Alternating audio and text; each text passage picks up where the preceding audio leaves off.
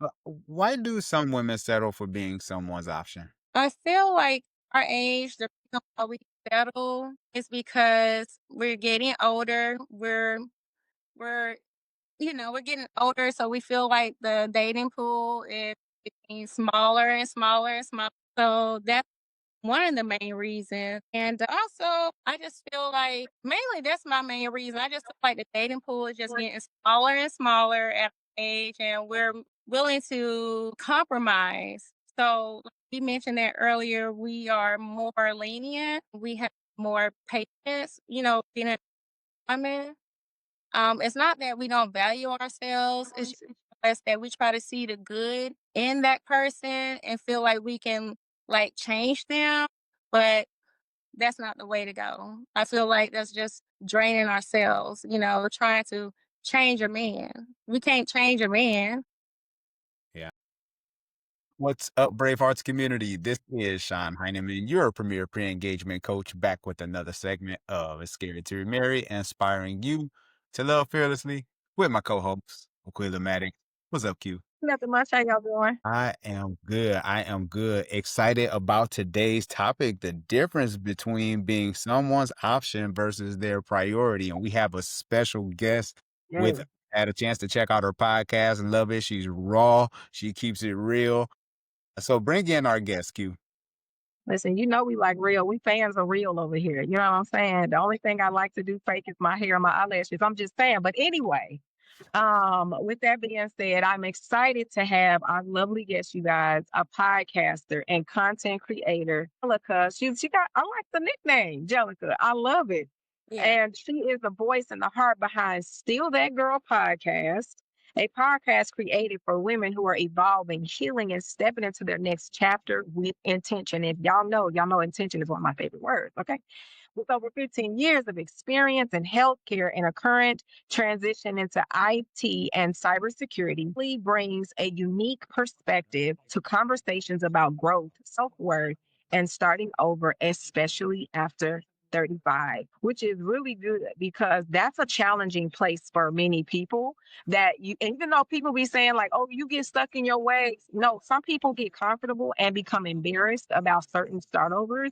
So I'm excited to hear how she's about to lay it down for us, y'all. Without further ado, can we give a warm, warm welcome to the one and only Angelica McQueen?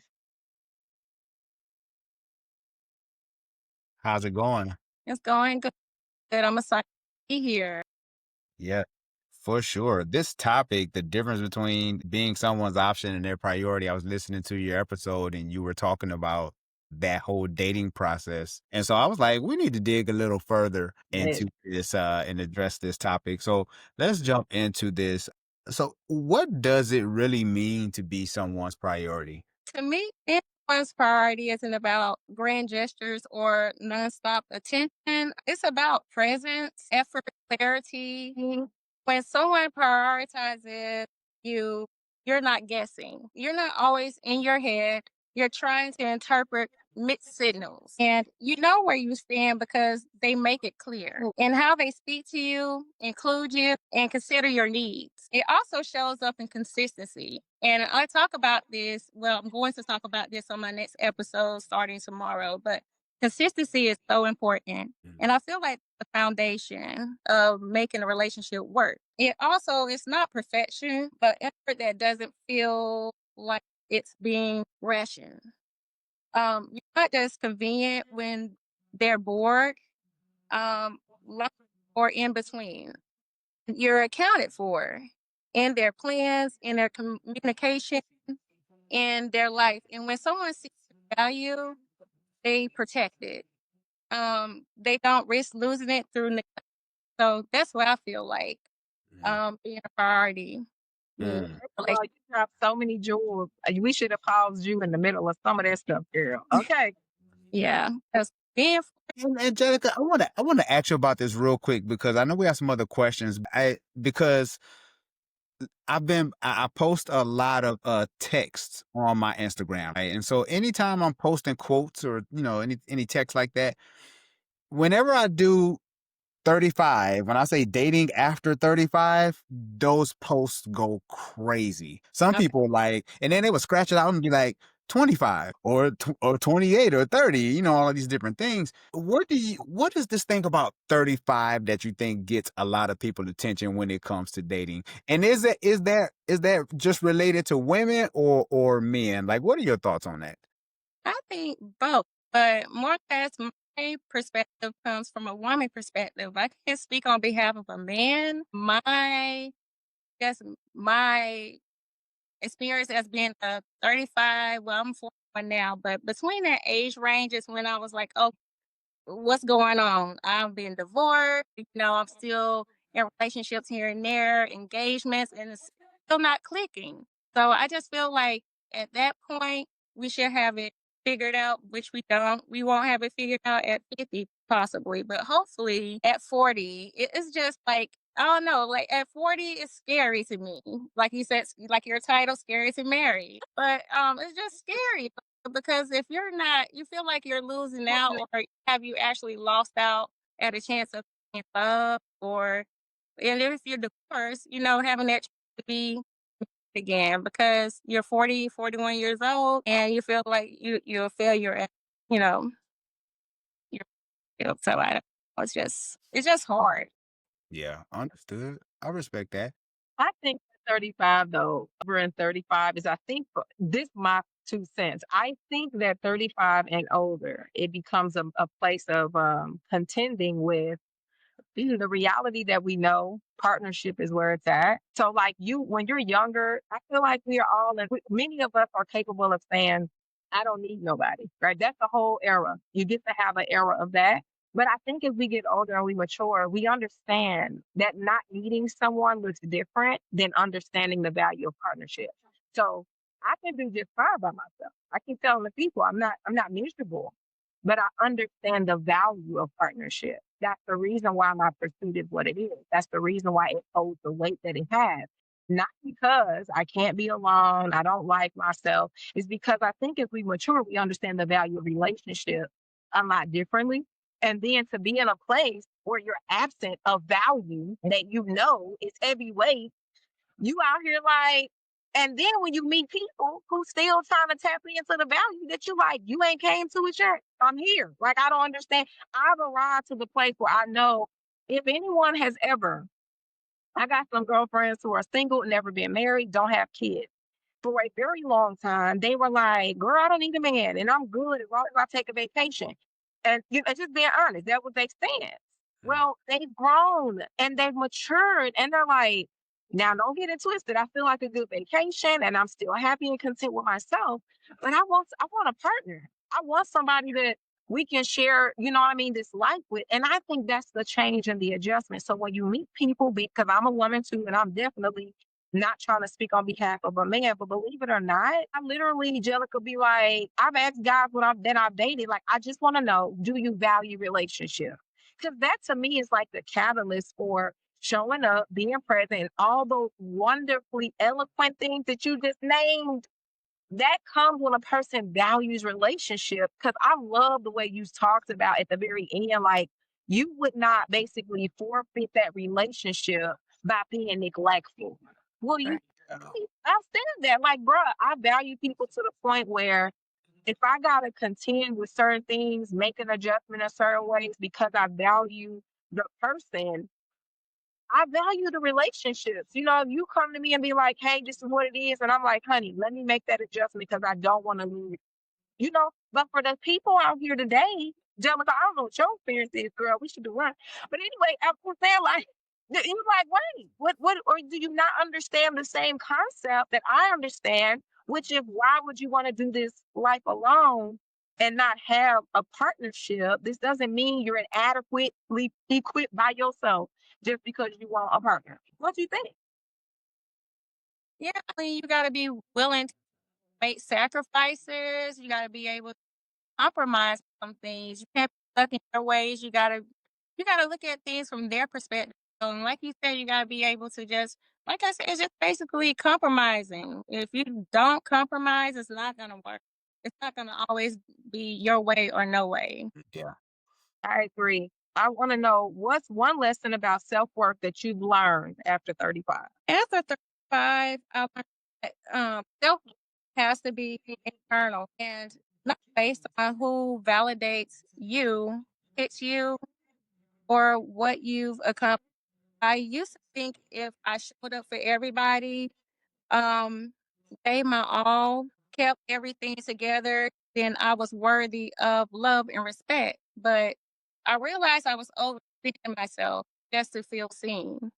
And we're no longer overextending ourselves. We're being selfish in a healthy way. Mhm. Mhm. I like it. I like it. Elaborate on that though, for some people who don't have the context of that. What does it mean to be selfish in a healthy way?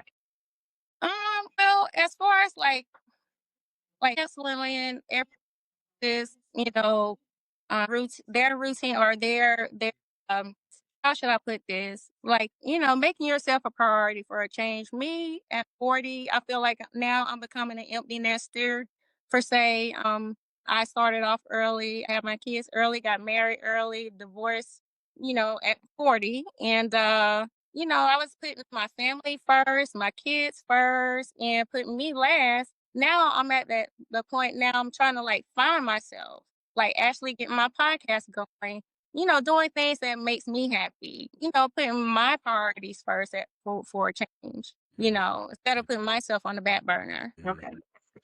That's good.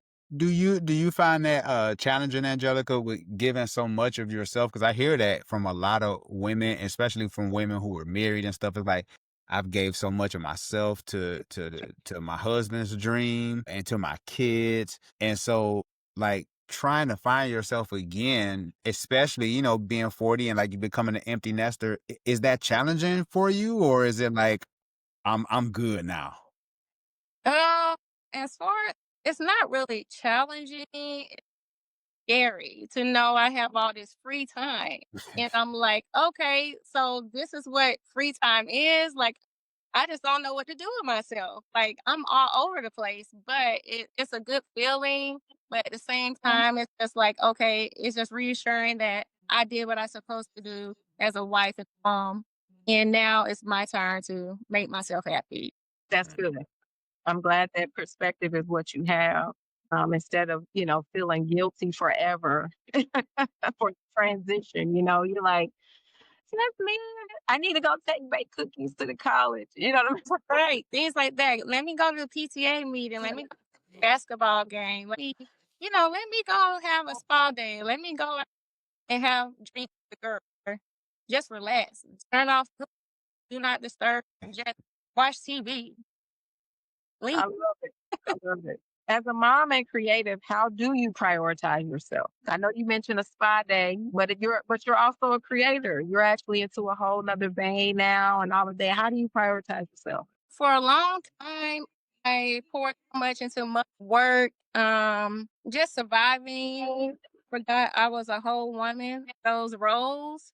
And but I hit a point where burnout made me resentful Mm, and not of the people I love, but of how little I was loving myself. mhm. And now I prioritize myself for rest, joy, and just reflecting, even in small ways. Also, I just schedule time to be alone, like, and then just to put my phone on do not disturb and just watch a show or, just kind of journal and write my scripts for my podcast. Things that makes me happy. Little small things, read a book. I let go of the guilt around just doing what refused me. And as a creative, optional, it's necessary. And when I pour into myself, I show up better everywhere else, including for my daughter. And she doesn't need a perfect mom, just someone that's whole, a whole mom. Mm, that's good. That's so good. Yeah. I really appreciate that. That's so good. And we become an example to her too. You get to show her what it looks like to prioritize herself. So good job, mom, because sometimes what we pass down is workaholic syndrome. We pass down exhaustion. We pass down this daunting life. Like one time, my daughter followed me to work, and this was no. In fact, it was one day. It was one day that I had like the most absolute busiest day ever. And I told her, I said, she's like, Mom, I want to hang with you. I said, oh, good. Come hang with me today. So she hung out with me. It was a busy day. When we got down to the end of the day, he was like, Mom, I give your life a 0 out of 10. Like, do you what I go through on a day-to-day? Exactly. And this was like a work day, which would have been a school day, and she wasn't in school. So I was very happy she got to see what a potential day looks like for me sometimes, because her requests are nonstop. She could be like, she's 17, but she'll be like, Mom, can you do it? Can you go? And can you grab it? Can and Right. I'm like, yes, girl. She's a baby. She feel like she got the look, she got a tongue, a lips, and a mouth. She asking, okay? So In the she phone. okay, because you texted. You already know. So I was like, it was so good to see her. She's like, Mama, this was a busy day. I'm like, amen. I'm glad you know that, because my point is, though, I didn't want to pass down a bad thing, but I did want her to know that the sacrifice that I was making some days looked like that. And Right. Mm, so anyway, I don't want our kids, my real thing is I don't want our kids to honestly think that our life is a 0 out of 10. So that she said that was the start, that was her rating of the day. But in life, I show her rest. I show her we go on vacations. I show her we have stay at home movie nights. And I'm a cuddle bug, so I'm always trying to cuddle with her. Let's just watch a movie, eat popcorn, and hang out. We have to show our kids that life is really 5 out of 5 stars. It's inclusive of imperfect days and it can still be 5 stars. And everything don't go always the way we want, but it still can be 5 stars. We have a good experience. That's essentially what I took away from what you're saying, and the fact Yeah. that your daughter is watching, you know what I'm saying? And you being intentional about prioritizing yourself. You're letting her know that life is still the 5 out of 5 stars. love it. Love it. Yeah. Why do some women settle for being someone's option? I feel like our age, the reason why we settle is because we're getting older. We're we're getting older, so we feel like the dating pool is getting smaller and smaller and smaller. So that's one of the main reasons. And also, I just feel like mainly that's my main reason. I just feel like the dating pool is just getting smaller and smaller at age, and we're willing to compromise. So, like we mentioned that earlier, we are more lenient. We have more patience, being a woman.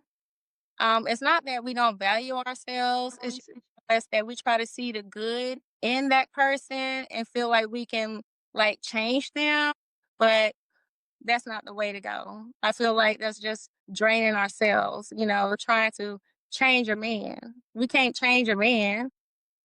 Yeah.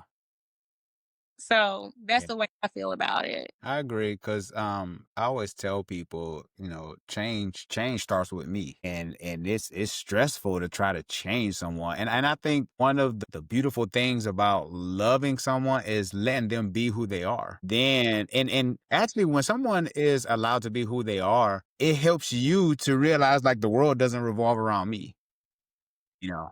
But I can, and maybe because I'm a little older, I don't know.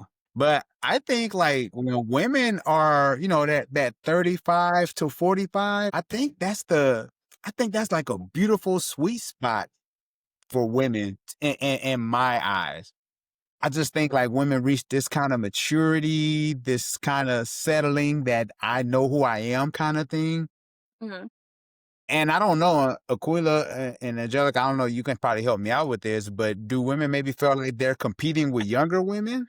I don't know. I don't know. I think women probably older than that. I think the 45 or 35 to 45, I know I don't feel like I'm competing with no younger woman, but I think the older women, older than that group, might feel that way. That they're competing with younger women. I don't. That's my short answer. What do you Yeah, think? I don't think I agree with you. I don't think that I don't feel like I'm competing with anyone younger because that's just a preference on that guy, specifically on that man. If he into a younger woman or older woman, I don't feel like I'm competing with anyone younger. I am just competing with her at this point. away. Yeah. That's it right there, honey. That's it. I think that's like that's the truthful answer. Cause I think like you said, again, it's just the time. And I know, and then even in just connection with what I said earlier, we come to understand the value of relationship. We want it and we want to enjoy it. And I feel like I've even in my own perspective valued it even more. And there's just different things that I would change or adjust. And, being an older and mature woman, more mature woman than I was, it's, we all can evolve in maturity. There's never a there's, I don't feel like there's a ceiling in maturity. You can constantly mature. So I think that in this place, I'm be honest, I'm really excited to nurture a relationship with the wisdom and experience that I have today. And I want to nurture that relationship with a level of consistency that allows us to die together. You know what I mean? Or whatever, love each other till we die. So that's what I'm looking forward to because there may have been some unreasonable expectations I had or some impatience that I've had that doesn't show up the same. And I think it sucks that the basics that and I feel like they're basics that you just established at the very first question we asked you for people to have to be educated on those basics is frustrating. So, like when you talked about consistency, when you talked about when a person prioritizes you, you won't be in your head trying to figure out where you stand. The fact that we got to tell people that today, that's 35 and up, is frustrating. If I was a person who cussed in real life, I would use all the cuss words in the English language to describe how frustrating it is because it is. It's just my positivity levels are reaching the maximum and having to tell grown male adults that in order you question it like I don't understand why what's wrong. You're not consistent and that's why it's over. You know what I mean? Or I don't understand why because you don't communicate or because I need direction. Right. Yeah, I'm like, I told you I expressed my concerns and people are not, you're not getting it. So it's time for me to go. I'm leaving and see you in never. Never, never land. Okay. Like Mm, so no, that's it's true. And so I think that's the reality, like competing against time because and I don't know, let me say something, joke. I'd be like, what watch does these jokers have?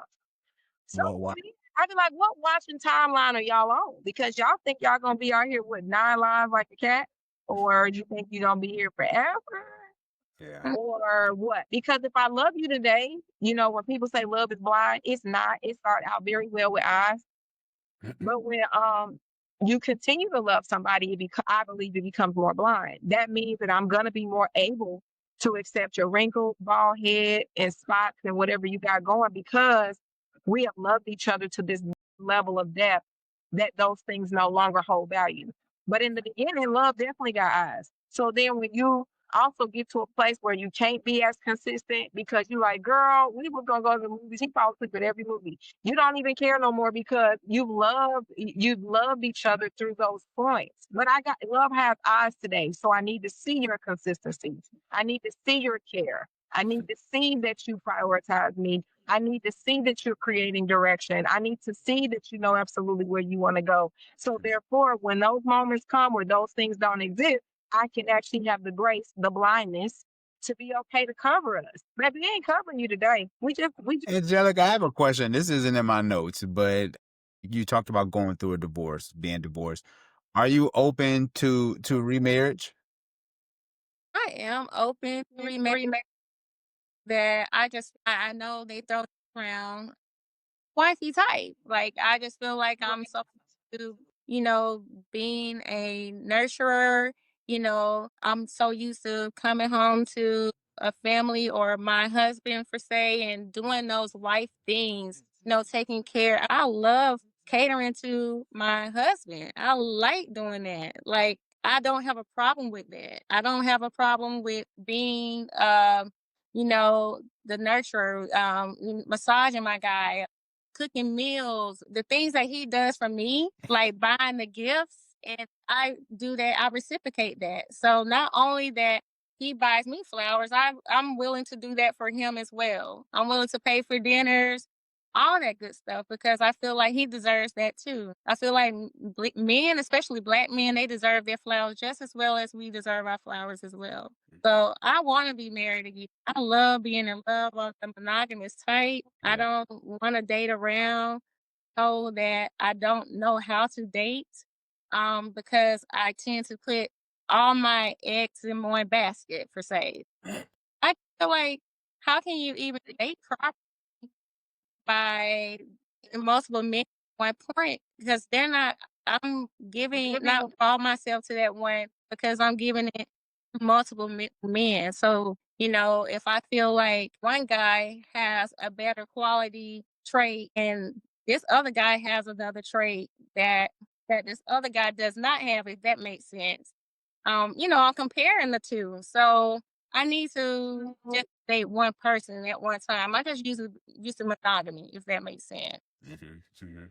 I understand. My friends are like, just have fun, date around. And I'm like, I can't do that. I want to date Fun my to you. yeah. It's not even fun to you. And I get it because it's not fun for me. It's Yeah. daunting. Like I would like to not be out here trying to explore with different people.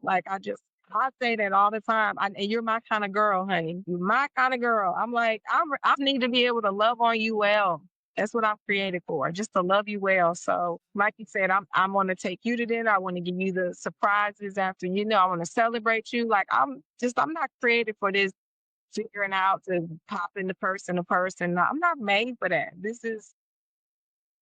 I get it. So I totally get it. But that's really good. And I pray that the Lord bless you with your heart's desire, that you find love in marriage, and that is a whole love. It's not a love from a place of brokenness, desperation, Right. a love that really adds to you, and that is one of my favorite things because God is the dopest, that is fruitful and that it multiplies. That's my prayer. Love that. Love that. What's the first step to stop waiting to be chosen? I would say you have to choose yourself first. I mean it, not in the like a trendy way, a self help way, but in a real life way where you just stop performing and start being honest. And I just feel like being honest about what you want and being honest about what's hurting you, You. honest about how long you've been waiting for someone else to give you the love you haven't been giving yourself.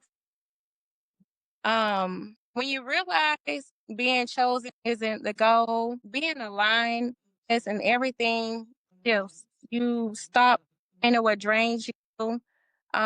You stop explaining and you stop trying to fit in places you've outgrown. Choosing yourself is just not always loud. Sometimes just quietly walking away and blocking your triggers and or hiding peace is the new bare minimum. Like that. Yeah, because dating, and I'm going on 8 years of marriage now. So I guess I've been out of the game for a little while. But I think when you walk in that confidence and knowing who you are and knowing what you're not willing to tolerate, I do think it expedites your dating process and who you really want to be with because you're not spending a lot of time with, you know, maybe he's cool, but it's like, nah, it's like if you know, you know. I Right. think sometimes when you meet people, you like, okay, let me give him a chance. I think he might be cool, and then it's like if you click, you click. But if not, be grown enough to be like, you know what, this is not going anywhere. And there's no hard feelings. I'm not gonna blast you on social media because it didn't work. Right. Right. You can have an amicable break, and that's okay. I think sometimes we try to end these relationships where it's like it doesn't always have to end bad. It Mm. just it just wasn't. He's a good guy, but he just wasn't for me, and that's okay, Or he just wasn't ready. right? Yep, and that's another thing too. Yeah, he just wasn't ready. Nothing wrong with that. Yeah, it's true. That's good. Because I think what's worse, I remember the Lord giving me a revelation is that you should never force a man's hands and feet to go where his heart and his mind is not ready. So you can try to force a man to be married, be in a relationship. You're asking their body to produce movement that their heart and their mind is not ready for. And it shows, it's going to show up in Yeah. different ways. Rather, it's like you're saying, you're like expecting them to perform, or you're wanting them to give something you haven't given to yourself. You're hanging on in expectation for something that's not producing or not evolving or whatever. And so I've done it because sometimes in my circumstance, we had a child and I was in a whole different, place. And this was a place, uncommon territory for me. So I had a child before marriage. Right. And because I had this child, I'm like, okay, well, we need to get married because I'm, this church girl, and I don't want to, I'm trying to avoid the conversations, right? All the stuff that people gonna say in the building. And the man wasn't ready. He wasn't ready. And I didn't need him to tell me that. I know better. And sometimes we question ourselves and what God is sharing with us.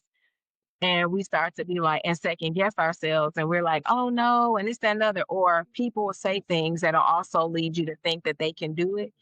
Well, if he loves you, he should get ready. Well, that doesn't necessarily produce a ready man. You know, there's a whole lot more that goes into people becoming ready for certain things, right? That maturity and all of that. You want all of that because of a person, because guess what? He married me because he loved me. And guess what? He still showed up immature though. Yeah. So that's where I had to learn, like, quit egging a man on and encouraging him and pulling him and nudging him for something that he's not ready for. And you think the reward is received because you got the answer or the result that you're asking for. But there's going to be a consequence to those actions if he's not ready. It's real talk. Yeah. It'll be a whole conversation. You'll be talking to your talking to your friend. Girl, would you believe he did that? Angelica, I have a question. What inspired you to do the episode? If he wanted to, he would. Like, what inspired you to do that episode?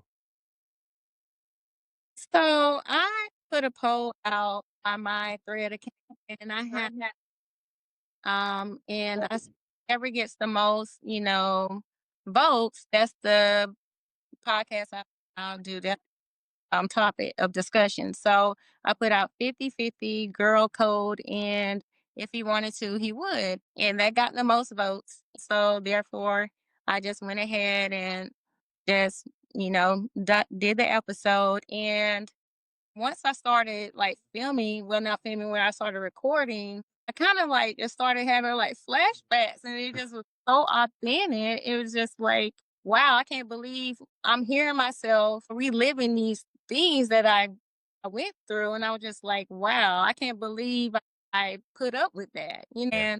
And a lot of things really stood out, and I got a lot of feedback from that episode. And everyone was like, wow, I can relate to that, I can really relate to it. Yeah, because it was very passionate. I was like, she's standing on business. Yeah, I had some triggers in there for sure. I was like, "Oh, so I know for sure that whoever I date next time, they need to be on it when it comes to buying those flowers, because that was I was on that for a minute. You broke down the flowers and all kind of stuff. So I was like, yeah, she's serious about her flowers. Oh my God. So before we end this episode, Angelica, let everyone know how they can get in touch with you, where they can find your podcast, any good things you got coming up, and Okay. how they can find you online. Yeah. So on all platforms, Gelica Jelly, and that's GELICA all one word. And I'll be on YouTube soon, but right now I'm on Apple Podcasts as well as Spotify and also Threads. So, and Yeah. I'm not that much on Instagram, but I'm there as well. I'm not that, I don't move around too much on Instagram, but you can catch me there too at Gelica Jelly. Awesome. Awesome. Awesome. Phenomenal episode. Thank you so much for your time. Q, take us out. Well, y'all already know what we need y'all to do, which is subscribe. We want you to follow wherever you see Scared to Remarry, because we want you to be able to stay tuned to lovely guests like Angelica and other guests that we have who gets to share their wonderful experiences and wisdom. And I do want to say a special thank you to our guests for sharing your personal experiences. Thank you so much for sharing your time with us on today. We look forward to staying connected to you. Angelica, just know that this is now your new home, honey. You are welcome back. We appreciate the realness and authenticity of your experiences. And for that, we will forever be grateful. people. So y'all already know we always have the dopest people here at Scared to Remarry, and we don't want you to miss it. So that's the reason why we need your notifications to be on. But you guess what? You're gonna get the notifications when you subscribe. So look, it is a pleasure as always to be before you because we cannot do this without you. So to all of our guests, we thank you so much for watching. Sean, you already know where they can find me, which is gonna be right here at Scared to Remarry on YouTube. Now, where can they find you? They're gonna find me on the same place, Scared to Remarry. With Q. That's what they Absolutely. Scared to Remarry, all platforms. Absolutely. So, look, we appreciate your time this evening. And as always, until next time. Peace.